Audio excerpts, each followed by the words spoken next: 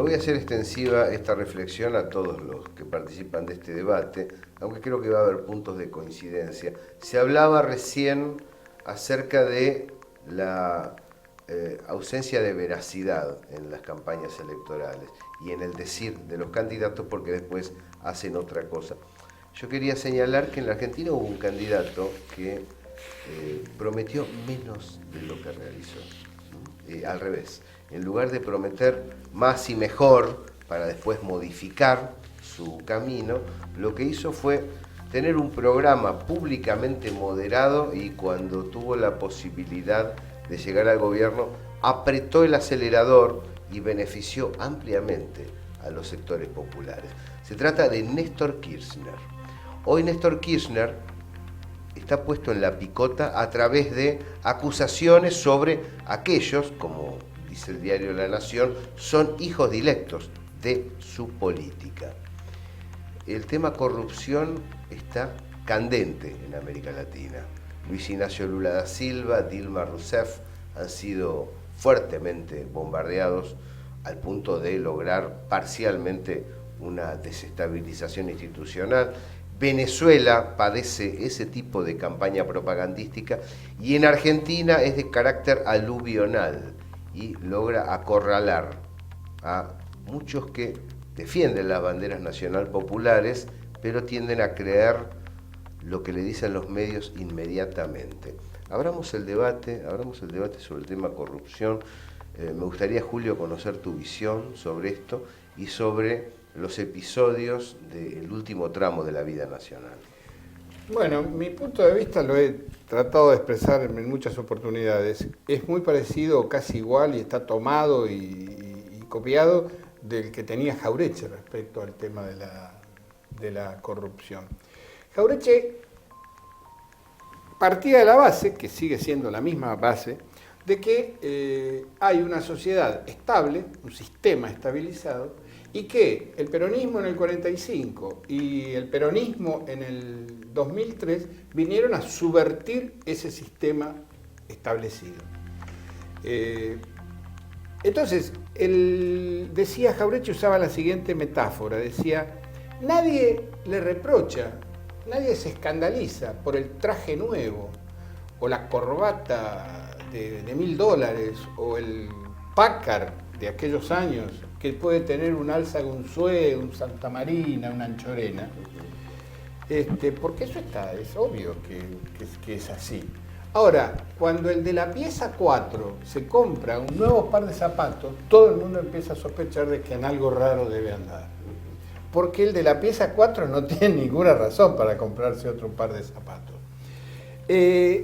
Y creo que es así. El peronismo, en todas sus etapas, en todos sus momentos, ha significado básicamente una modificación del sistema de clases en la Argentina. Es decir, el reemplazo de una clase dominante, tradicional, agroexportadora, por una nueva clase social más vinculada a la industria que actúa como clase dominante, pero distinta y enfrentada a la vieja clase tradicional. Todo esto además con apoyo de los sectores populares. Eso es el peronismo y eso ha sido el peronismo desde el 2013 en adelante. Obviamente que en un proceso de este tipo, donde el Estado funciona como dinamizador de esa nueva clase social, se producen hechos de corrupción. De la misma manera que se han producido hechos de corrupción cuando las clases dominantes tradicionales en la Argentina gobernaron hegemónicamente el país. Desde los negociados de la CADE y claro, debo aclarar que no son comparables. No, espera, pero siempre ha pasado eso. Quiero decir, las clases dominantes manejan el Estado y el Estado genera mecanismos de corrupción. Pero los hechos de corrupción o los mecanismos de corrupción que han generado los gobiernos peronistas, como decía muy bien Aldo Ferrer, son elementos de corrupción que terminan siempre en el mercado interno. Los elementos de corrupción que han manejado las clases tradicionales y el sistema agroexportador son mecanismos de corrupción que terminan siempre en Panamá, en Bahamas o en un banco en Suiza. Son sacan riqueza del país, fugan riqueza del país. Entonces, en primer lugar, esto nos tiene que hacer a los que militamos en el Movimiento Nacional y Popular en Argentina ser muy cuidadosos cuando se habla de corrupción y nos endilgan a nosotros hechos de corrupción. Vos has sacado un artículo que yo comparto totalmente, Gabriel, acerca de que todo lo que sabemos de este tema es lo que dice Infobae y La Nación. En un hecho, el de este señor López, que tiene características, el convento, revolear dinero a través de la tapia, la monjita de 94 años, andar yo creo que 8 millones de... el gran impacto de la nata, que ahora se corrobora en este episodio, es precisamente contribuir a la fantasía de alguien llevando en una valija plata. El hombre de la bolsa. Es decir, a diferencia de los grandes empresarios que transfieren recursos, fugan recursos sentados frente a una computadora sin ninguna dificultad ni ningún ocultamiento, ¿no? No tiene límite la imaginación de ellos y lo que no tiene límite parece la estupidez de mucha gente que lo cree. Pues llegaron a decir que la plata iba en bolsas de Santa Cruz, se la mandaba Máximo a Milagro Sala en Jujuy, claro, y el Milagro Sala volvía para acá. No, una cosa, es un grotesco. Y esto tiene mucho de grotesco. Pero es de todos modos una catástrofe, porque el uso que se le da, el impacto que tiene es muy fuerte. Pero tenemos que partir si vamos a hablar de las raíces de la corrupción, del hecho básico, el punto de partida es que el sistema capitalista es corrupto, y es intrínseca la corrupción para el sistema capitalista. Donde se trata de sacar ventaja del otro, se trata de sacar ventaja del otro de cualquier manera. Yo me acuerdo cuando en los Estados Unidos se armó uno de los tantos escándalos, que fue el de la empresa Exxon, no era Exxon. Exxon. La única baja que hubo, que apareció suicidado, fue el único ejecutivo que no estaba procesado. Ese se suicidó. Y en los Estados Unidos hay muchas cosas que aquí serían delito, allá están condonados legalmente. Si no, entre otras, la coima de las empresas de salud a los legisladores, ¿no? Es la puerta giratoria. Se llama lobbies. La puerta giratoria, donde salen del gobierno, van a la empresa y vuelven para el gobierno.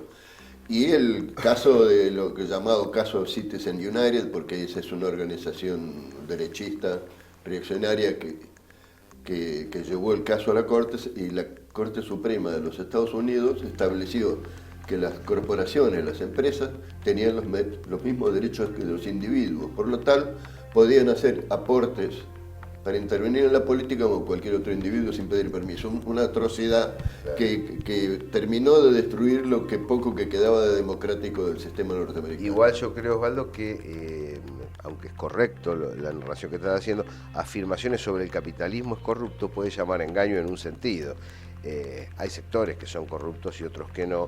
Puestos en competencia, aunque esto suene feo, suene mal, si vos te robas 8 millones de dólares, cosa que a los que vivimos de nuestros trabajos naturalmente nos parece mal, es incomparable con 15 firmas offshore presididas por el titular del Poder Ejecutivo con el objetivo de evadir impuestos.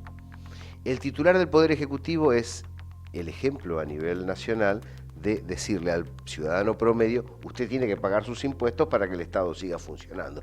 Lo que hace Mauricio Macri es crear firmas offshore junto a su familia y sus funcionarios para fugar recursos, evadir impuestos y lavar dinero. Esto no es una sospecha con un bolso y una monjita. Esto está certificado, está firmado. Pero ¿no? El efecto de sentido que tiene ver un fajo de billetes de dólares es muy fuerte. Es muy fuerte, porque lo otro es evanescente, no se ve. Es un número en el éter. Ahí hay otra diferencia, porque vayamos a lo práctico, a cómo se implementa distintos tipos de corrupción, porque hay corrupciones y corrupciones. El dinero que se maneja en los negocios del Estado siempre tiene una buena parte dedicado a hacer política. el ejemplo del caso de los Estados Unidos, la Corte Suprema directamente ya lo pusieron en la ley. Pero eso existe, aunque no esté en la ley, existe. Se usa el dinero para hacer política. Pero ahí está el tema ese. Ellos pueden. Claro, el sistema los sectores populares se arman de cierto vigor. No pueden. Si viene un gobierno popular, no tiene todo armado, al contrario, tiene todo en contra. Claro. Y si va a usar el dinero, ¿qué va a pasar? A través de los bancos, es inevitable. Los bancos son el enemigo. Claro. Entonces tenés que buscar alguna manera de hacer política, porque sin dinero no se hace política.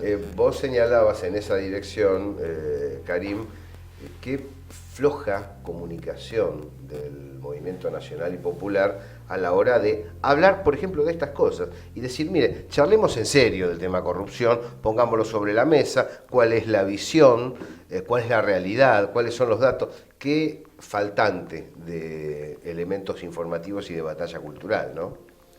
La guerra es por todos los medios, digamos, la mediática es una muy importante en el mundo y evidentemente hay que tener políticas mediáticas. Este gobierno cerró, digamos, los medios de Telesur y de Rusia TV, es muy grave, realmente totalmente contradictorio con la prédica de la inclusión, de la felicidad de todos. Y de la libertad de expresión, porque se quejaban de las pautas publicitarias del Estado.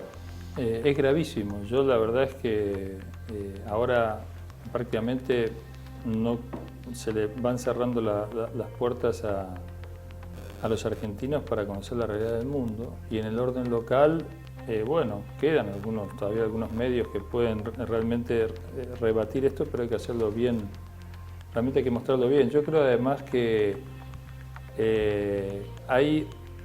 es cierto que ellos se permiten todo tipo de licencias, que por ejemplo el sistema norteamericano destine $700.000 millones del Estado a salvar a los bancos, digamos, en la crisis del ESMA. Eso, ahí no hay cámaras que enfoquen y cuenten los billetes, porque además estaría contando todavía.